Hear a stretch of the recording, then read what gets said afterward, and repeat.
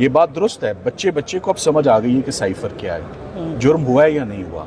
सहाफ़ियों को भी समझ आ गई, क्योंकि आते जाते आप सब लोग सवाल पूछते हैं कि लंबा क्यों हो रहा है। आप तो कह रहे थे बहुत मुख्तसर केस है, बास चीज़ें मेरे बस में हैं, बास चीज़ें मेरे बस में नहीं है। तो हम सिर्फ दुआ कर सकते हैं कि बेटर सेंस प्रिवेल करे और इन केसेस को, इनका इम्प्रेशन मुल्क के साथ जुड़ा हुआ है इन केसेस का, ये सीरियस नौयत के मुकदमात हैं। इसके लिए तो आपको सैटरडे संडे भी बैठना पड़ेगा, कॉज लिस्ट कैंसिल करके 9 बजे से लेकर।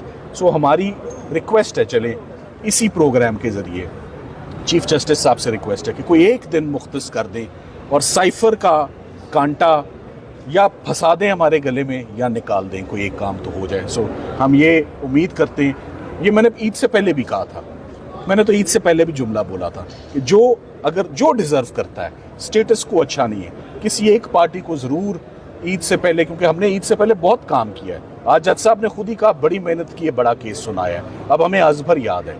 तो मेरा ख्याल है कि साइफर का मामला बहुत ड्रैग हो गया है, इस हद तक ड्रैग हो गया है कि अब अच्छा नहीं लग रहा। इसमें जितना जल्दी अब फैसला आ जाए उतना ही बेहतर है। Thank you very much. चूँकि इमरान खान साहब ने आपको जो मैसेज भेजा है, मैं एग्री करता हूँ कि इस हाथ दे उस हाथ ले, एक हाथ बरियत लो, एक हाथ में सजा लो, ये अब नई थ्योरी है। ये इसलिए केस लंबा अब चल रहा है और सरकार इसको घसीटेगी, सरकार इसको लंबा करेगी कि मीनवाइल जो अलकादिर में चूल्हा तेज़ हो जाएगा और एक और केस में बिला जवाज़, Al-Qadir case is a case of no evidence, कि अलकादिर में कन्विक्शन होगी। कब कन्विक्शन होगी, आज का इंटरव्यू याद रखिएगा, कब कन्विक्शन होगी, आज से महीने सवा महीने के अंदर अंदर होगी। तब तक ये गर्मियों की छुट्टियां होंगी, अपील आएगी और 2-2.5 महीने वो चली जाएगी बैक बर्नर पे।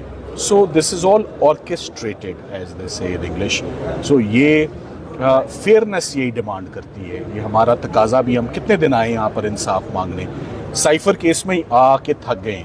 साइफर केस में मैंने अपने आवर्स काउंट किए, 18 घंटे बहस किए मैंने, 11 दिन 18 घंटे। अब सरकार शुरू हुई है, आपने फरमाया टेस्ट मैच।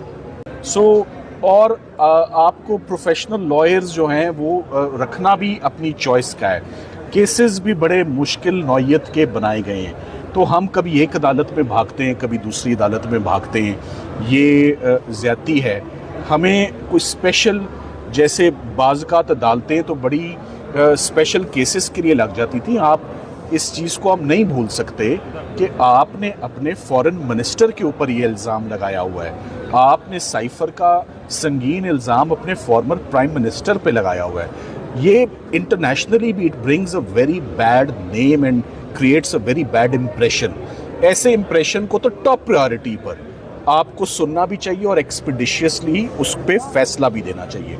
तो मैं इस बात से एग्री करता हूँ कि हमने साइफर के केस को हमने ऐसे आर्ग्यू किया है जैसे कभी किसी केस को इतने बुरे तरीके से डिमोलिश और इतने बुरे तरीके से कभी किसी केस को डिस्ट्रॉय नहीं किया जैसे साइफर को किया है। सो जब कर दिया और सारी बातें भी क्लियर हैं, तो उसके बाद फिर ये टॉप प्रायोरिटी पर इंसाफ के तकाजे तभी पूरे होंगे अगर जल्द अज जल्द इसका फैसला आएगा।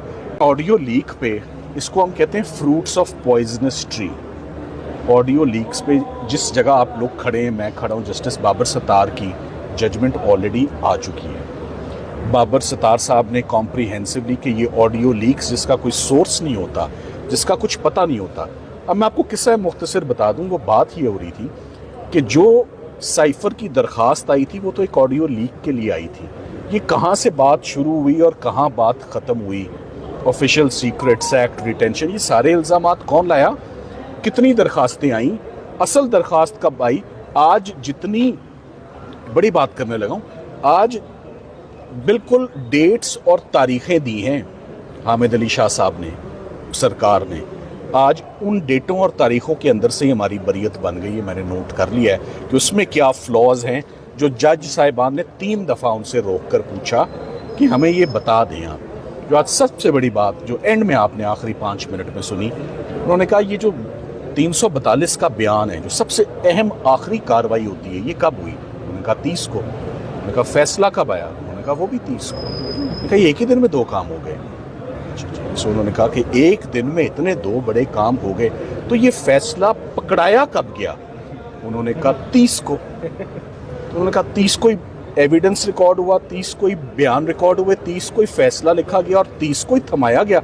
अब उन्होंने कहा हमने ये चीज़ लिख ली है कि ये काम 30 को हुए। फैसला 30 को नहीं आया, फैसला 16 को आया है। उसके 16 दिन बाद का 30 से लेकर 16 तक कौन हिसाब देगा? ये फिर किसी और दिन